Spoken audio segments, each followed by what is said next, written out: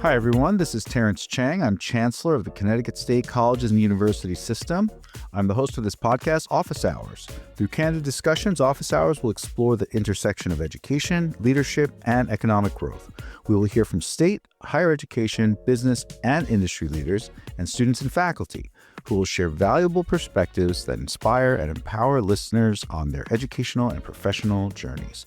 And we will delve into the key issues impacting higher education across Connecticut. Joining me today is Central Connecticut State University President Dr. Zulma Toro.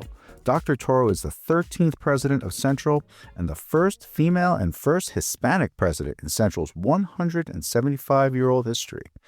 We will explore how Dr. Toro's background in engineering has shaped her view and value of higher education. Born and raised in Puerto Rico, Dr. Toro holds advanced degrees in the traditionally male-dominated field of industrial engineering, and has spoken passionately about the challenges and opportunities for women of color in realizing their full potential. Dr. Toro, thank you so much for joining me today.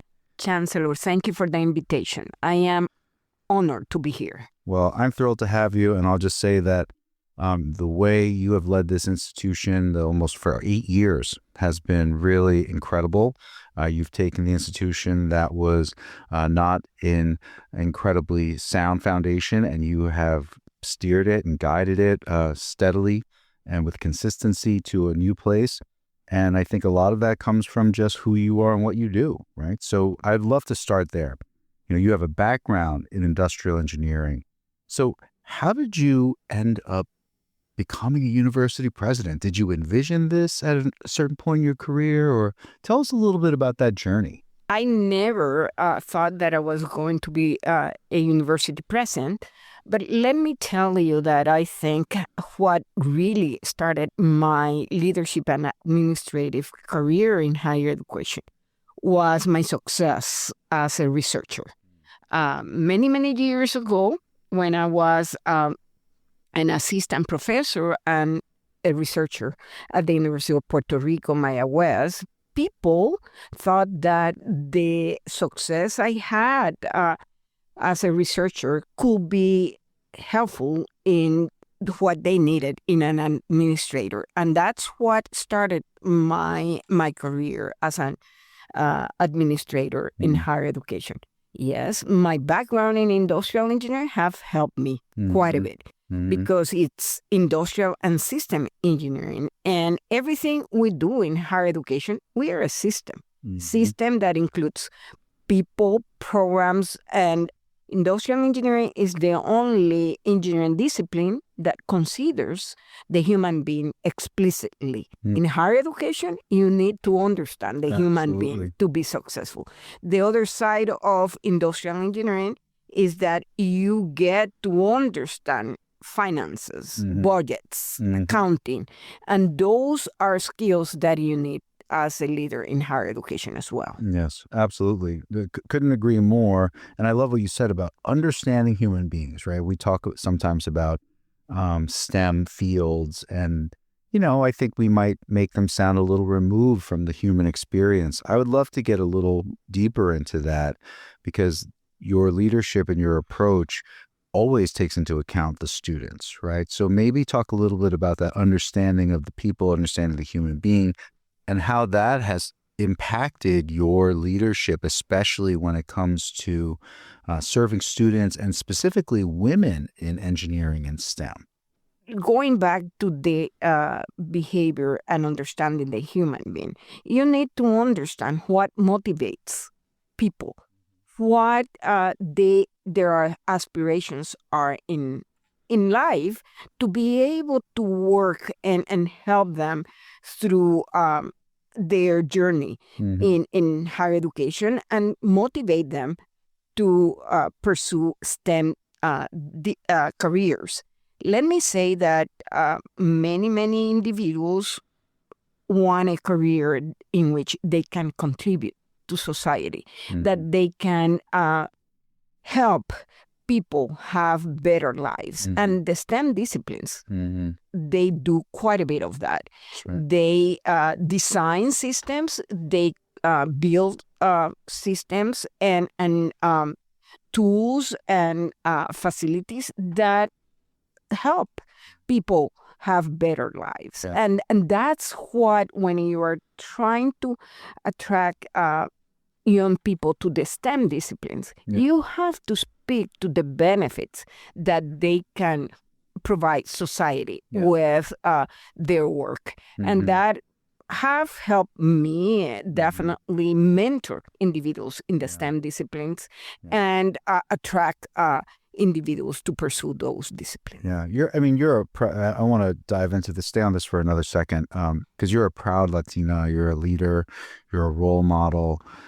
Do you ever feel frustrated with the progress that we're making in society or in higher education, specifically when it comes to underrepresented folks, especially in STEM or computer science or engineering or what have you? I personally feel frustrated sometimes, but I'm curious to get some of your thoughts. I definitely feel frustrated because if you consider the level of investment, not only of the federal government, but state governments, private foundations, in programs to motivate underserved populations to pursue career in STEM disciplines.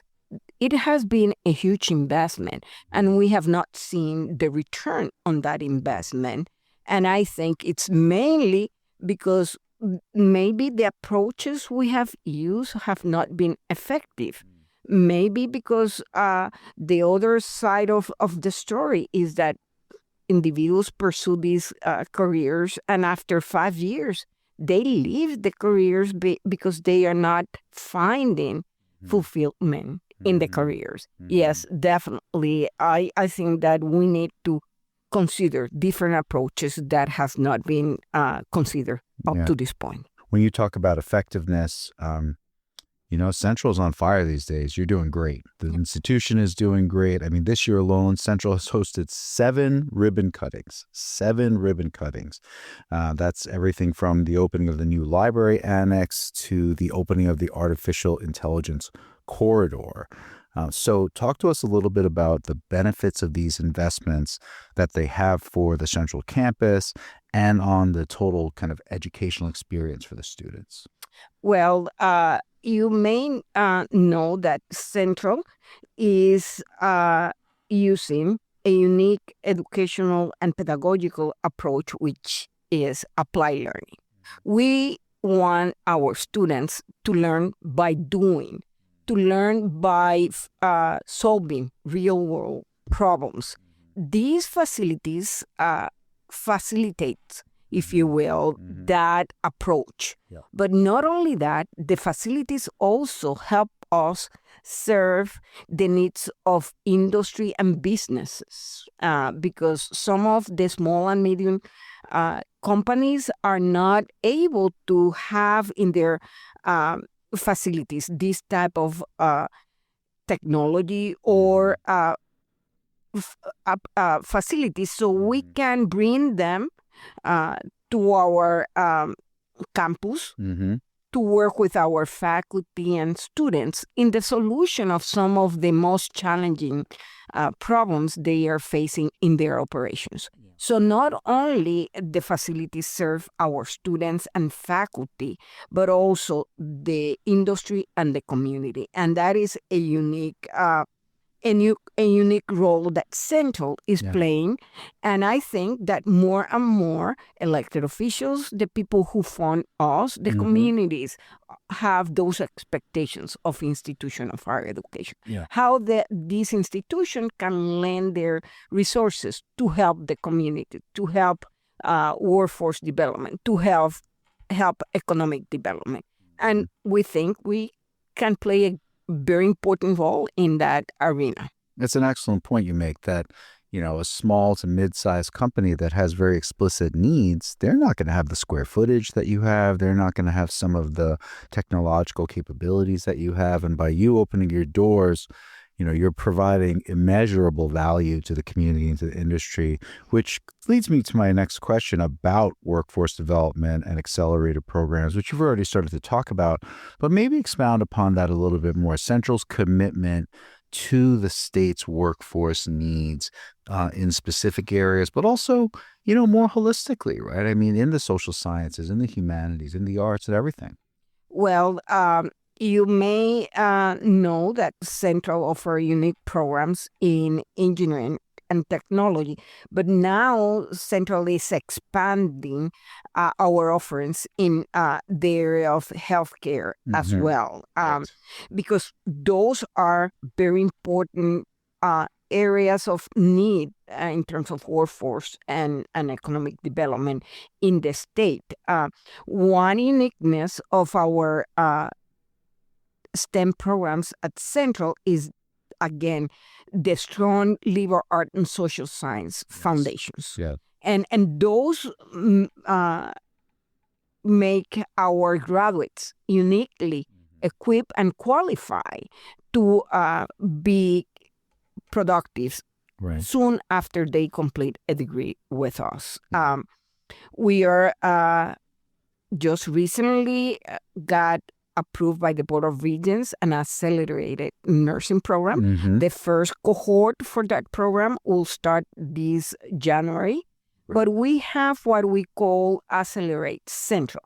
Accelerate Central is an approach that allows students to complete both an undergraduate and a master's degree in 5 years in many, many, many disciplines. One example is students can complete an undergraduate degree in physics and MBA in 5 years. That's one.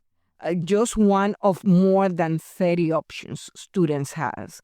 These not only allow students to complete a degree in only 5 years, but is less costly for students. And in addition to that, because of the applied learning approach, students are learning while they pursue their degrees. So it's about serving the workforce needs of the state, but not forgetting the foundations in liberal art and social sciences that make our graduates so successful.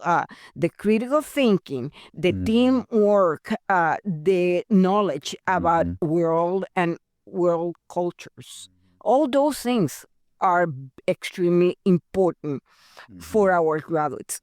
In addition to that, even in the liberal arts, we offer applied learning. Our public history program, for example, is very successful.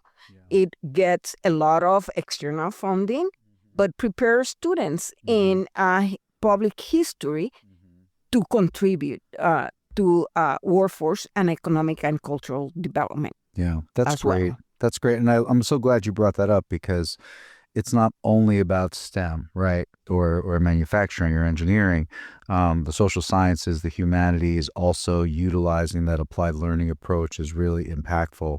So, you're, like I said before, you're a very proud Latina. I'm a proud Asian. We're in these leadership roles. I know that we take the service of our students, many of whom probably remind us of ourselves at different points in our lives, right? We take that very seriously.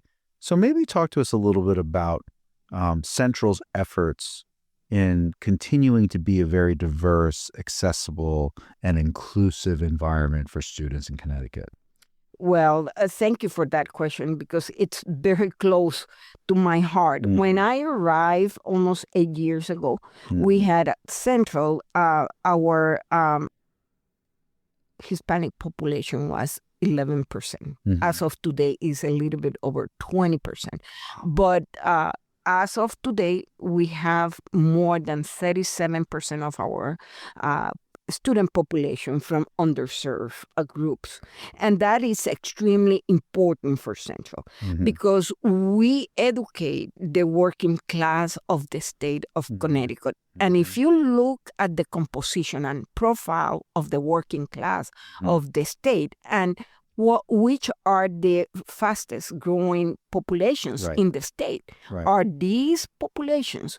So we continue to work with K-12 in many, many programs to facilitate the success of students and transition to college. Mm. We have a number of student success programs aimed at the underserved students, but also first generation college students. We have been recognized nationwide for our programs to support and serve first gen students. We use our faculty and staff who are first gen to help us with coaching, mentoring, and that transition for those students to college. We continue to expand and work with national organizations in the development of programs, but also in the assessment of those programs. Because you can have a lot of programs, but if you don't know if they are effective, then you are not doing anything. That's right. For us, it's about being effective. That's right. In addition to those programs, we have what we call the blanket of support. The blankets of support includes other elements. For example, we know that these students, a high percentage of these students may be facing food insecurity. Right. So we have a very successful food pantry to support that. Yes. We know that they may have some financial needs. We have specific programs to help them with those. We know that they may need additional academic support, so we have a number of academic support programs. And the other one is counseling, mental health, and emotional support. Yes. We have been adding more and more support in that area. Let's also talk a little bit about the community, as you mentioned, right? The Central Connecticut and New Britain community is also a very diverse community. And so maybe talk a little bit about how you've been working specifically with the city of New Britain or with that region.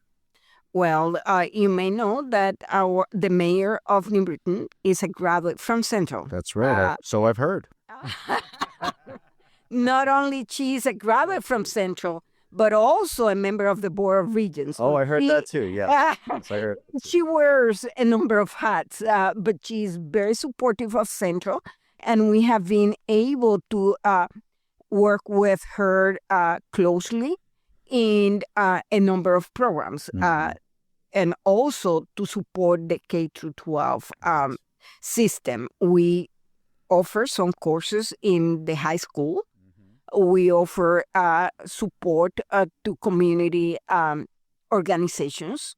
We have an associate vice president for community engagement that works directly with those organizations, but also with the Chamber of Commerce of the city. So we think that we are part of the city. The city is part of Central. That's the way we see our partnership. And we believe, as a community engaged university, that our responsibility is to help the community around us. Absolutely. You're doing it, right? I think you can feel it in all of these interactions. I have to mention, this was a little while ago, but you received some really positive attention for a program where Central folks helped to design little cars for young children with disabilities so that they could have mobility, right? And it was so moving to see the work of your faculty and your staff helping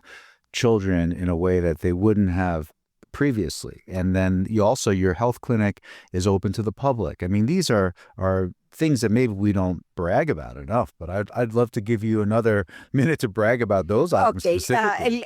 Let me say that the car project continues. We continue to identify children with special needs, in which we can redesign those toy cars to fit their needs. Yes.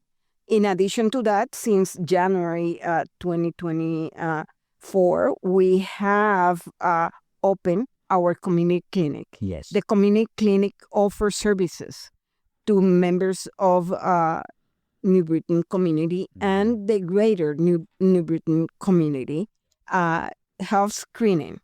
Every week, even during the summer, during the winter, we have the community clinic open for the community. And we are increasing the number of individuals we serve per week. Now we are up to at least 30 individuals from the community per week. That's great. That otherwise, these individuals will not have access to health screening or any of these services. Yeah.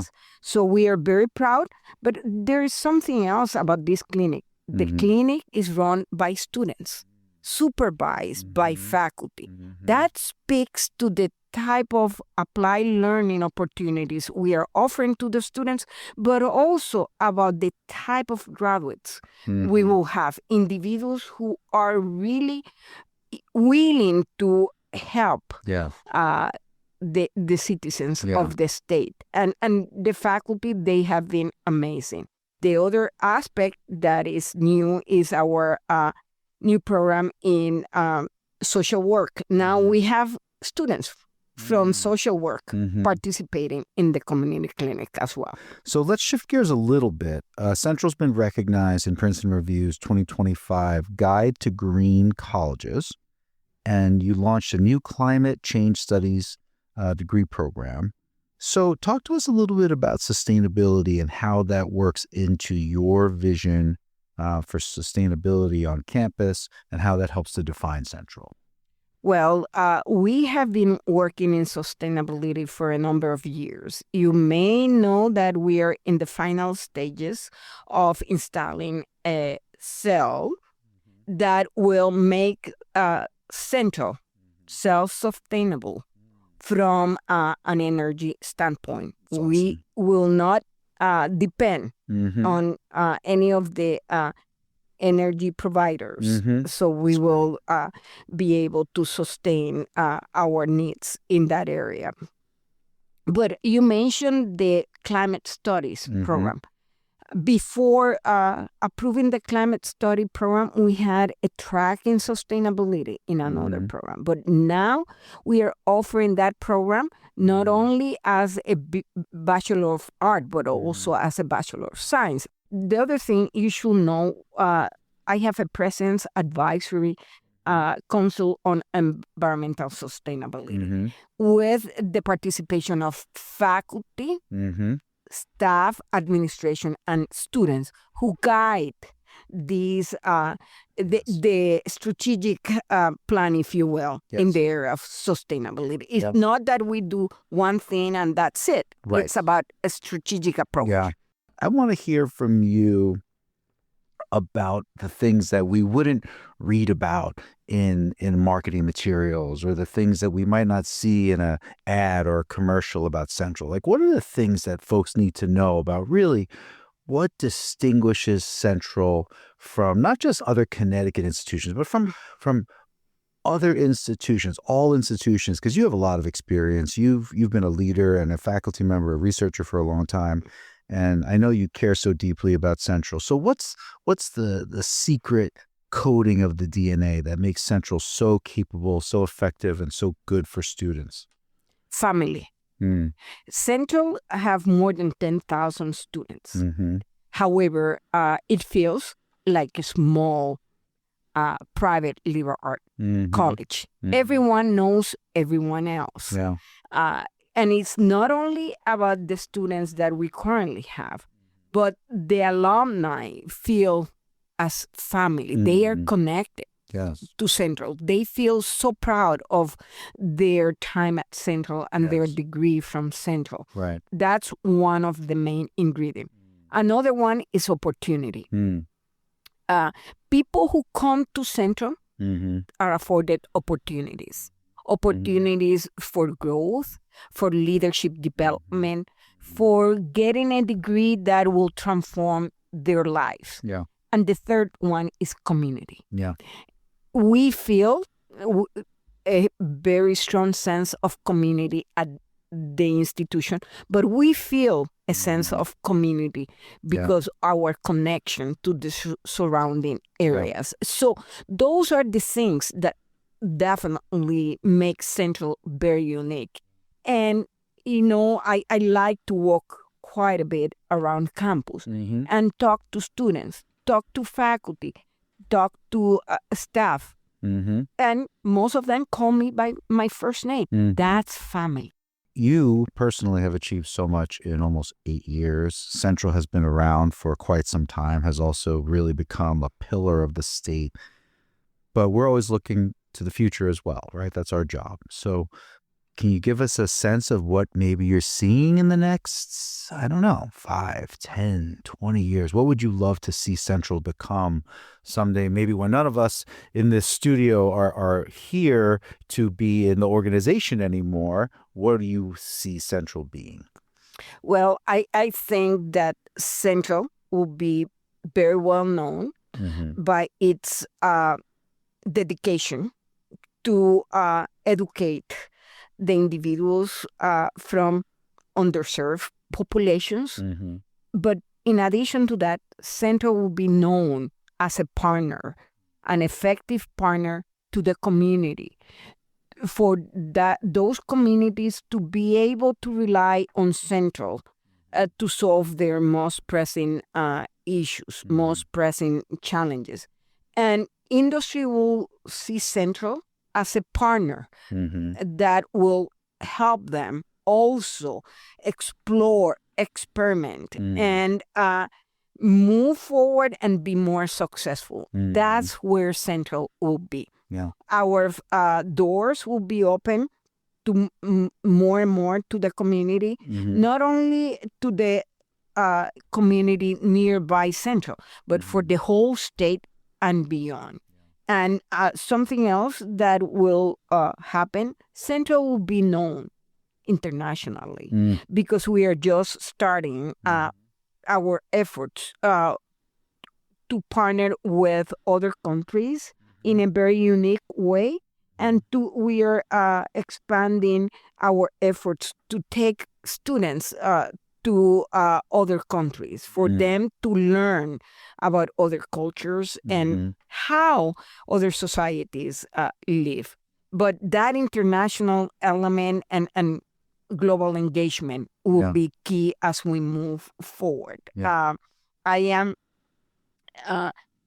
also hoping that Central will have an expanded footprint in the sciences. So last formal question. So if you look back to, let's say, your first 100 days as president of Central, right? And now you've been in this role for quite some time. You've accomplished so many things. If you could give that new president walking into the offices of Central, Dr. Zulma Toro, who had not even been president of Central for 3 or 4 months, what advice would you give that President Toro? Well, let me say that when I arrived, I gave myself the opportunity to tour every single academic department, every single administrative department of the institution. And that allowed me to learn quite a bit about the culture that Central has. And I will say that was the best thing I could have done as a new president. But I will say that more emphasis and more connections with the community at sooner than what I did. I think that we have done that, but it took a little bit of time. It should have been done earlier than what I did it. But let me say that I am extremely thankful to everyone at Central, the faculty, the staff, the administrators, and also the community, because everything that you have mentioned we have accomplished during the last almost 8 years has been based on teamwork. Yes. I could have had ideas, a vision for the university, but some of the things and everything has happened because people have embraced those ideas, because I have been able to learn from them also and allow them to contribute, to shape up that vision. Yes, absolutely. That's the secret of leadership. Yes. Sometimes you lead, sometimes you follow. That's right. And you cannot always be at the driver's seat. You need sometimes to allow all others to drive the bus for a while. Absolutely. And that's part of teamwork. Yes. I am very proud of the team we have been able to build at Central. And it's something that you have to cultivate on a daily basis. Yes, absolutely. You do have a wonderful team. Your administrative leadership team, your faculty, your staff. I met with your student government recently, another wonderful, engaged, strong group. So absolutely agree with you. So few rapid fire questions. Do you have a favorite place on campus? And you can't say your office. Student Center. Okay, your favorite place, Student Center. I like the Student Center as well. And I love to go there and have lunch while the students are there. That's right. And you learn the most there, right? They come up to you, they ask you questions. I agree with you. So is that one of your favorite ways to interact with students? Is it through kind of informal meetings or do you have I have multiple ways. I go and have lunch where they are having lunch at least once a month. And I interact with students that way.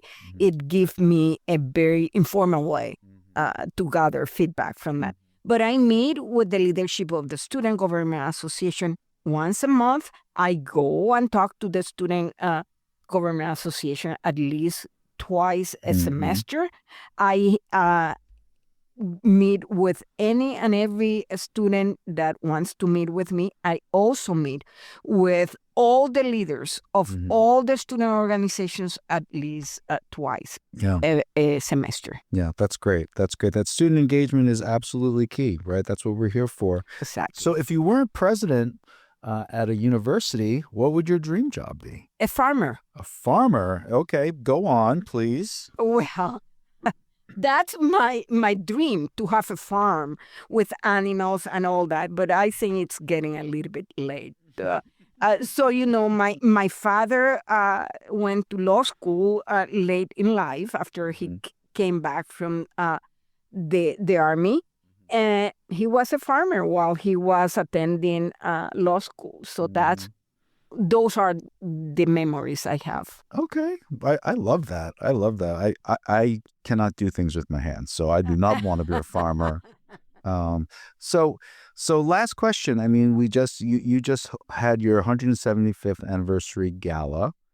How are you feeling? I mean, what did you enjoy most about this celebratory experience? Well, first of all, it was surprising to me, the number of people we had at the event.